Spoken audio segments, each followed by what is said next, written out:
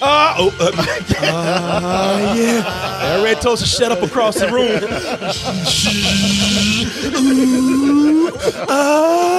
People, this is a very special South by Southwest movie review extravaganza. I can't help it. Andre, who let your black ass up in here? I snuck in. I pulled a Steve Urkel on you. Yeah, you sure did. Hi-yo, Korey. Get out of my house, Andre. Andre, the black nerd. What's going on, man? With 10% more blackness going on, man. You know, well, I've been in Austin. Got the heat on me, so. I know. People, welcome really to a very special South by Southwest movie review extravaganza. And I say it's special because being that it's the middle of South by Southwest.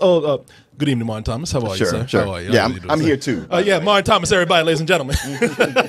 Martin, how you doing, man? I'm doing all right. I know you always think I'm making fun of your clothes, but you're looking. Here it comes. No, man, you're looking snappy today. I like it. I like it. When I saw him, I was like, "You look sharp, man." I know. I love you. You got a little bird shit on your shoulder right there, though, man.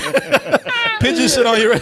But looks good though, brother. Let's do a movie review. You know, some people didn't get the memo that YA apocalypse shit is over, man. Some people still going, still trying to keep it out there. They're committed now. Some people thought it's funny how some people thought that the Hunger Games is going to go on and on. They're just going to dig ride the Hunger Games into financial success. And then Katniss said, "I'm done with this shit." Yeah. And then they left on stage like, shit, where the music at? Yeah, it's like the backup band is still playing. We contracted for the next hour. I know.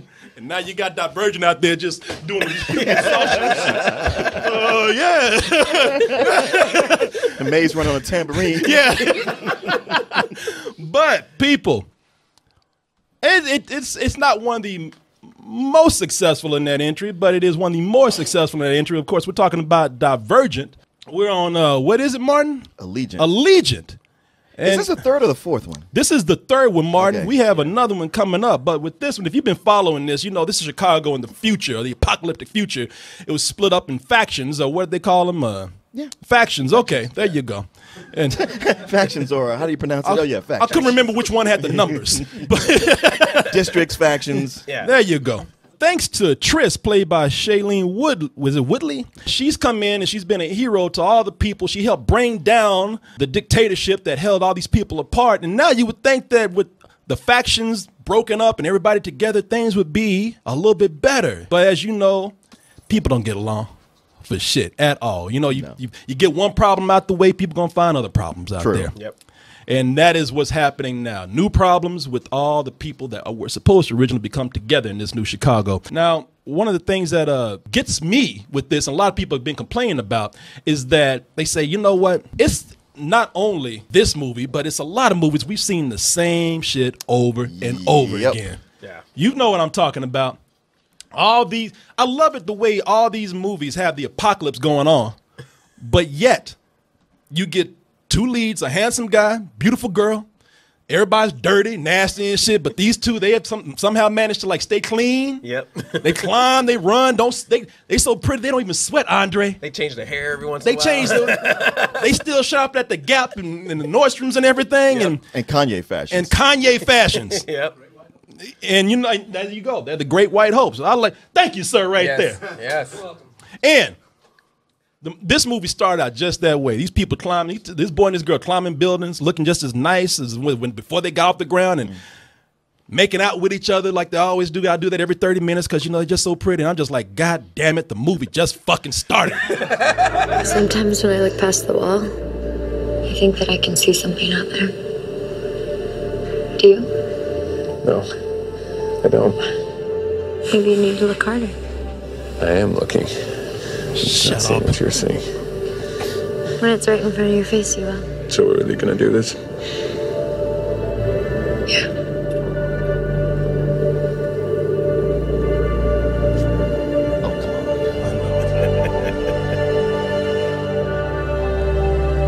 Then you just want to push their ass off the building.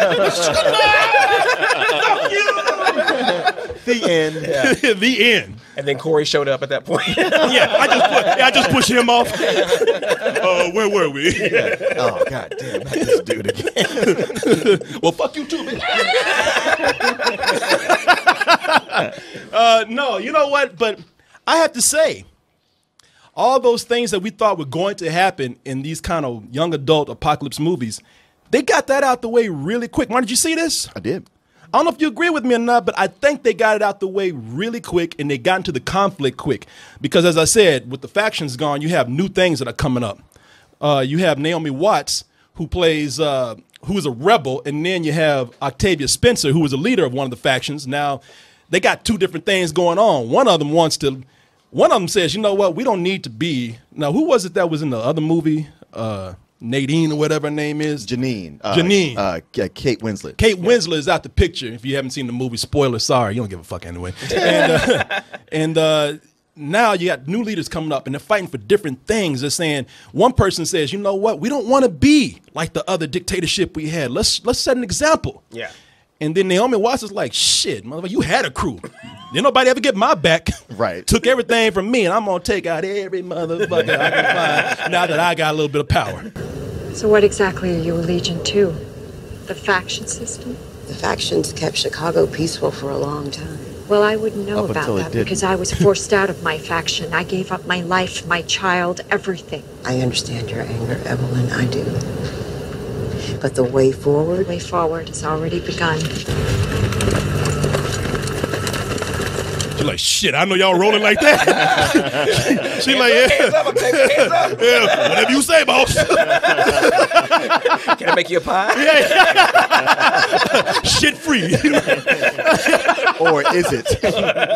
Yeah, I'll be the help real quick around this motherfucker. Right after they get into this conflict here, I'm like, oh shit, this is kind of cool. You know, we get into a little cat fight right here. Mm-hmm. They bringing in political stuff now. But right after that happens, the movie just you have Triss and her Triss and friends. Yeah, right. They leave and they start running to some wasteland, and from that point we get some story about genes, and we get introduced to the Bureau of Genetic Welfare, and she was talking about how pure her genes are. She can bring back the kingdom of Chicago and shit. I'm like, what? Wait a minute. I was like, this is the third film. Y'all should be wrapping this shit up right now. You can't be introducing new shit like this. There's a whole lot of WTF that happens right after the first part of this movie. Yeah, they get to the wasteland. First, they fight their way to get to the wasteland, and they're like, y'all don't know what's going on here. Nobody brought supplies. They didn't bring food or nothing. They're walking around going like, wow, this kind of sucks. Them motherfuckers, they acting like they going down to the coffee shop and shit. You know? It's like a little kid running away from home that just took their record collection and nothing else. And even a little kid knows to pack a peanut butter sandwich or some crackers or some shit. These motherfuckers left with nothing. But yeah, when they but some Yeezys on. when they find this whole other society is going on, they find that, okay, it's an apocalypse within an apocalypse. They start introducing so many concepts. I'm like, how many different novels did you cannibalize to put this shit together? With another future world and genetic purity and this being an experiment. And then they introduce a new leader. New leader. Dude, what's his name? Jeff Daniels. Plays a dude named David. He can't even get a cool name. David. Dave, you know? Yeah, man, this shit gets way complicated. I'm like, it does. Yeah. I'm like, man, y'all supposed to, you got one more movie to wrap this shit up. You can't be doing this now. It's funny because they got more money for this. Now, I will say this about the movies. As these movies have gotten better, or at least as we've gotten more movies, the budget have gotten better. Yeah. And they, with these films, you can see it. Each new movie looks a little bit better than the other. The thing is, when it comes to effects, their ambitions are much higher than their budget.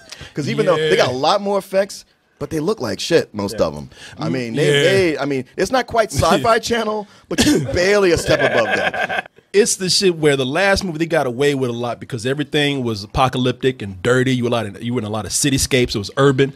Now here, what looks like everybody's been shopping at IKEA and shit. No, this shit shows, man. You can see like the blue screen around things. Everything is so clean that it's starting to show at the seams right here. Like this, that's some George Lucas episode 1 shit right there. You know, yeah. It's like even Force Awakens doesn't even have stuff like that. Yeah. You know, when you look at this, it's funny how they have so much more money and they want to flaunt it. They do. Because they put on special effects. There's a whole training montage in here that makes the movie about 15 minutes longer than it needs to be, just so they can show you, look at these new guns we got. Yeah. You know, and it's like, nah, man, you know, this is not working because they have drones now.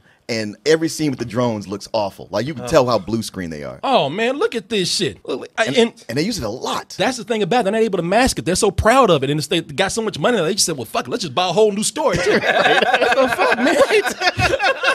Like you can't make no other movie right now, man. I don't care how good you think you're doing with those effects. They're so proud of these effects that they couldn't pay the scriptwriter to like flesh out characters or anything. No, forget about that. No, everybody's just kind of playing to their descriptions in the movie. Yeah. You know, Shailene Woodley, hey, you know what? You the fake ass Jennifer Lawrence. Come on. Miles Teller, you the asshole. Yep. Okay, 3 movies in, they keep having Miles Teller hang out with them, even though he betrays them every time. I was going to ask if he did it, because he did in the first 2. Did he do it in this one? Yeah, and that's all he does. Because he's always like that. Who's winning? Hey, how you doing? Yeah. But it's not even that. It's like he's like, hey, I'm gonna come along with y'all, and they're like, no, all right, get in. It's like he screws him over every time, any chance he gets. That's all he does. He even tells him, like, he practically tells him when he's getting in the car, hey, Moore, you know I'm gonna fuck y'all over, right? Let's go. I got some fucking over to do. Yeah. They got this other dude, what's his name? Theo James? Which one is Theo James? The fucking 4? handsome dude. Oh, yeah, yeah, one before. Yeah. Yeah. Tobias. And it's funny because that's all his role is to kiss on Shailene Woodley every now and then and just beat the fuck up out of people. Yeah. That's all he does. Just be mad about shit. And then the other guy, I forgot his name, but he's just a bitch. Her brother. Yeah, her brother. Yeah, he's a bitch. Yeah. Everybody's playing. Yeah, the whole thing of bringing the brother and Miles Teller along. I'm like, why are y'all doing this? Yeah, because he always betrays, and then the brother's always like, oh, I don't know what we do. Yeah. He's the Scooby of the group. Oh, I don't know about this, Trish. You know, I'll do it for a Scooby snack. when they run, he has to fall like every 3 steps. Yeah. It's like, come on, Because he do man, that old get school up. like Scooby run when they're like always out Yeah, like that. You see the same background going by and shit, you know. It's a lot going on here that they don't need. And some of the writing with the just making with the teen angst when 4 and Shailene Woodley when Triss when they're having their conflict. It's like you can't trust them. Why can't I? You just can't. Come with me. Oh no. Well, what? It's like just tell her shit. Yeah, they got lines. It's such bad writing. They introduce people to a new fucking vehicle or some shit, and then they're like, "Welcome to the future." You know, shut the fuck up, man. What is it? Something about there's a percentage, like they're fighting about genes and percentage. So Oh yeah. Let me guess, is someone of pure 100%? Oh yeah. Oh, I've seen it in other movies, or just took a wild guess. And of course, the purest one is the fucking most Aryan one too. Of course. And they have her dressed all in white the whole time. Everybody else is in dark blue or black or dark red, but she's in white. Oh yeah, man.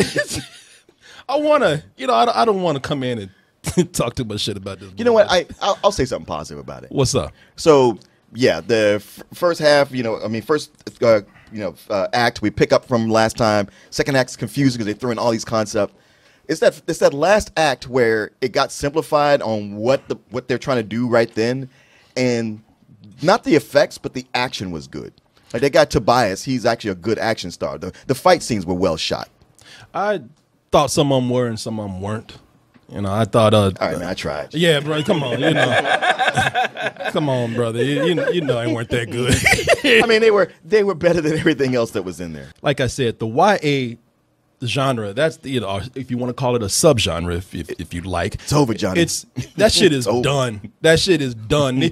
Watching this movie is the saddest thing. It's like watching an endangered animal just lay down and just die. Well, it just seems like they're just repeating each other. It seems like they just each take concepts from another one. That's what. Yeah. That's what it is. Again, yeah. I was watching this movie, and this is the only one time I wish I was carrying an armed weapon so I could just put this movie out of its misery, because it just looked like it just wanted to die. Because these motherfuckers, they don't. The actors in here, and one of the reasons why I'm being so harsh on this is because everybody is pretty much here to do the minimum of their job and get the fuck out. Like I said, you this role, you this role, you this role. Let's get this shit over with. These are some of the most non-emoting actors I've ever seen. And I'm not saying it's because they're bad. I'm saying it's because everybody is tired of this shit. They want to go. And you know what's bad about that is this is actually only one book, but they split it into 2 movies. I know, and that's the sad thing about it, because I'm like, you know what? I don't know what y'all gonna do for this next movie. It's only one page. I mean, sometimes you can't recover, and sometimes you fuck something up so bad. I almost want to just tell that second half to just go home. You know, there ain't nothing here for you, man. Like that ice skater that falls, but you're like, oh, I still gotta finish the set. The best thing they can do is have these characters run out and they meet up with the same characters from the Maze Runner, and they just make it one big crossover movie. Just no, not even that. And that way we get one movie to settle it all. Because even that's too way fucking much, man. Here's the deal. Let me tell y'all something. Everybody knows. The reason why nobody cares is because once Katniss won, everybody was done. Yeah. Once Katniss was done, everybody just started leaving the building. This fucking movie is like if you had the opening band play for the main act after they play. Right. like everybody's leaving and shit. Yeah. It's Well, you know the family members are gonna still be there in the audience. yeah, that's what it is. You're gonna have your mama out there. That's my baby out there. I love that version. Yeah, that's my baby with them jeans. She said the word. That's my baby right there. You know, it's one thing for the audience to be dulled by this, but it's another to see the actual production where all they could be excited by was like, oh, well, shit, we got special effects, we got money blowing some computers and shit. Let's just do it. Yeah. But as far as everything else, it is straight up bullshit. We are all tired of this. As much as I want to like applaud this movie for, okay, good, you got enough money to start doing real things. That check came way too late. And all those new costumes you bought and all these new cars and everything, no, it's done.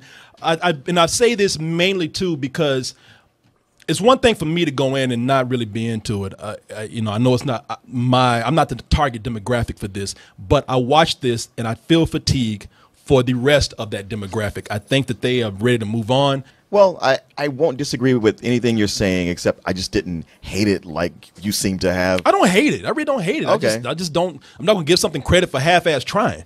Well, yeah, it is half-assed. I give it a low rental in as much as I dislike the second one more. That one really felt like, man, there's nothing going on. I mean, I think it's a huge misstep, but they did introduce some new concepts. They tried to do something, sort of. I don't know. Do you hear yourself? I know, I do. Man. Trust me, I hear myself, and I'm like, where you going with this? I don't know. Help me out. If I keep talking, maybe I'll figure out something. No, you ain't going to figure it out. You might as well give some bullshit, man. No, I'm going to give it a low rental. All right. Bullshit for Martin right there. So what does this mean for the fifth wave? Didn't that one just show up? That ain't coming. I told you, ain't going to be no sixth wave, The man. party's already down. Yeah. I'm like, I'm here, guys. Fifth wave in the house. Oh, man. The party was yesterday. Yeah, it should have done, This is man. back to being a meat market now. Yeah, all the chicks have left the party, man. I went to see this at 10 this morning. And one thing I learned, old people will see anything. They don't give a fuck. They got their AARP card and they got specials now. They don't give a fuck what they watching. Really, I went to see this. There was one mom with her daughter who was probably about like 10. There were no teens or tweens or anything there. Just old motherfuckers watching this. And I like the way one dude tried to pull some shit. When the movie didn't start on time, he tried to say, I ain't gonna get this started. I was like, you don't even understand what the fuck is going on. Shut your old ass up. I ain't talking like me and Martin old. I'm talking about like 70, 80 years old, you know? Like this could be his last. In there watching Divergent. Hey, man. Thank you for including you with me at that time. Well, you still older, you know? Martin was there. I want to watch detergent. Get the age on the curve.